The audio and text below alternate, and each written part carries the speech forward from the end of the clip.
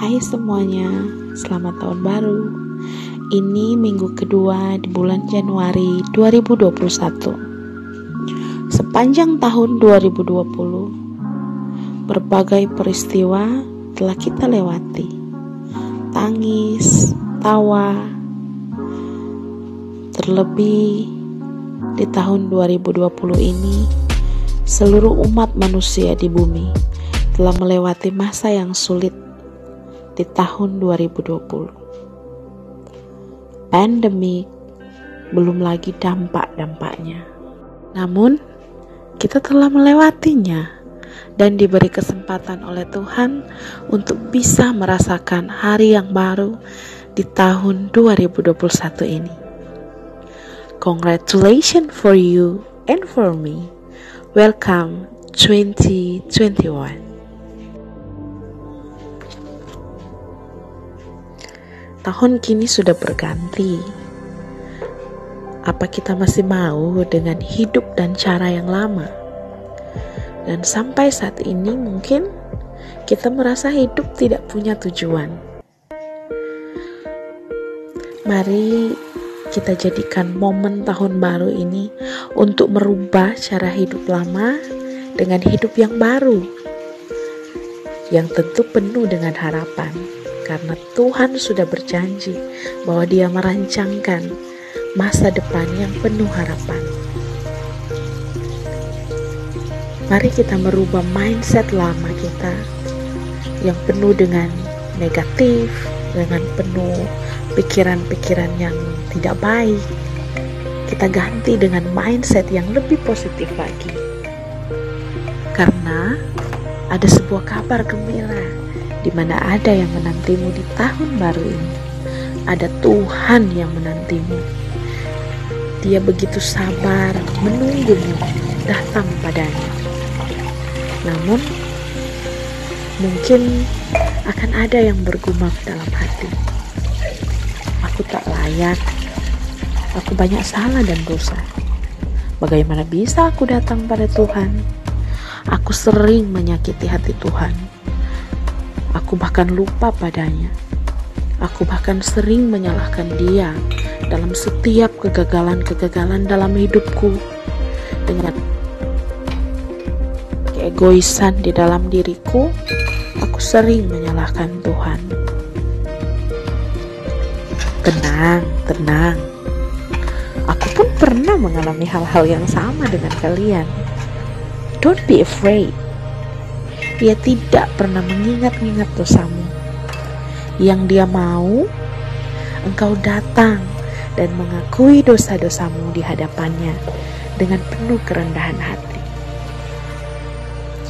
1 Yohanes 1 ayat 9, jika kita mengaku dosa kita, maka Ia adalah setia dan adil, sehingga Ia akan mengampuni segala dosa kita dan menyucikan kita dari segala kejahatan.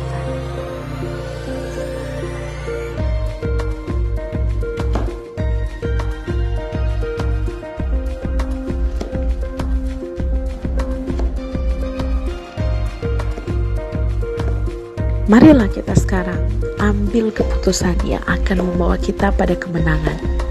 Datang padanya dan bawa hidup kita masuk dalam rancangan-rancangannya yang penuh dengan damai sejahtera yang telah Dia sediakan bagi kita. Yeremia 29 ayat 11, sebab aku ini mengetahui rancangan-rancangan apa yang ada padaku mengenai kamu.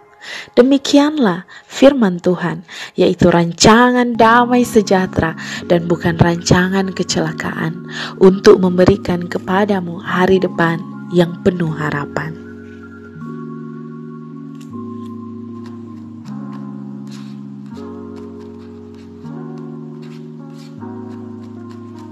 Di saat kita mau membaharui hidup kita ke arah yang lebih baik dan mengarahkan sepenuhnya hidup kita pada Bapa di sorga, di dalam nama Tuhan Yesus dan dengan bantuan Roh Kudus, kita akan melihat betapa luar biasanya pekerjaan Allah dalam hidup kita.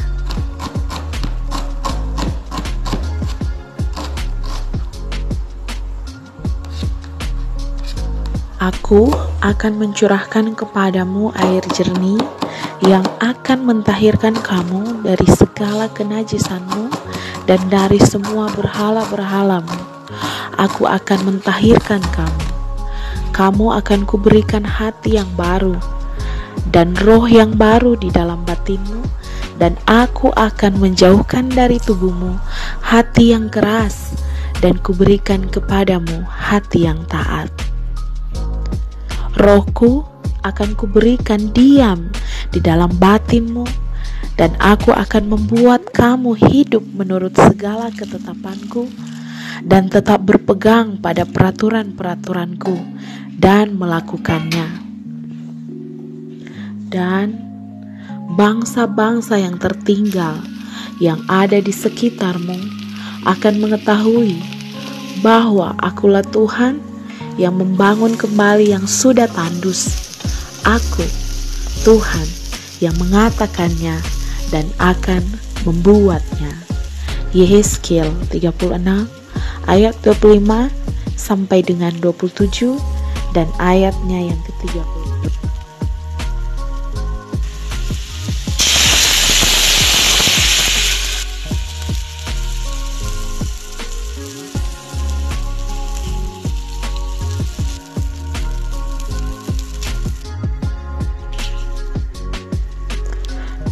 Sebagaimana Tuhan membaharui Israel, begitupun Dia akan membaharui hidup kita, hati kita, perilaku kita, apapun yang ada dari dalam diri kita.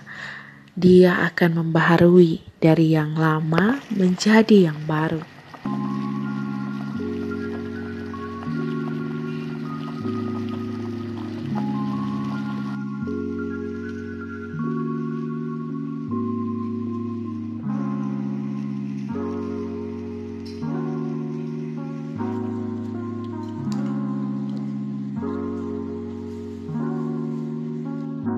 Jika Tuhan sudah membaharui hidup kita, Dia pun akan membaharui hubungan kita dengan orang-orang yang ada di sekitar kita.